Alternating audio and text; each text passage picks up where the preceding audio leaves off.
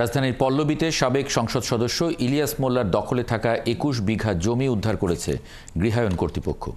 জমিটি ১৯ বছর আগে সাংবাদিক সমবায় সমিতির নামে বরাদ্দ থাকলেও সেটি দখলে নিয়ে বস্তি গড়ে তোলেন ইলিয়াস। অবশেষে মঙ্গলবার সেখানে অভিযান চালিয়ে ঝিলপাড় বস্তি উচ্ছেদ করে সাংবাদিক সমবায় সমিতিকে বুঝিয়ে দেয় গৃহায়ণ কর্তৃপক্ষ। বিস্তারিত সাজিদ সরকারের প্রতিবেদনে। ১৫ একর দীর্ঘ এই ঝিলটি পতিত পড়ে থাকায় প্রায় ৪০ বছর আগে টিন, বাঁশ আর কাঠ দিয়ে তৈরি ঘরবাড়ি নির্মাণ করে বসবাস শুরু করে বেশ কয়েকটি বাস্তুহারা পরিবার। ধীরে ধীরে পুরো ঝিলটি পূর্ণ হয়ে যায় দোকানপাট আর বাড়িঘরে। সবার কাছে পরিচিতি পায় ঝিলপাড় বস্তি হিসেবে।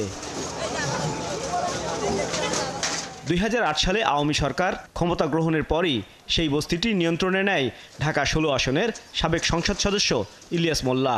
আর এই বস্তি থেকেই বছরে আয় করতেন কোটি কোটি টাকা।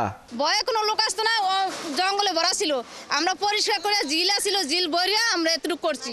এনে হেরা এই সবই হেরা খাইছে, কারেন্ট বিল হইতে শুরু করে জেনে যা আছে এনে সম্পূর্ণ হেরা। কালকে রাত্রেও বলছে ভাঙবে না, এখন হঠাৎ করে ডেকু এনে হেরা সবকিছু মাল সামনা সবকিছু দিছে ডলা। আমার এই জিনিসটা খালি ১৫-২০ জনে মনে হয় ডেকু আল্লাহরা থামায় এরপরে এই জিনিসটা বের করে দিছে।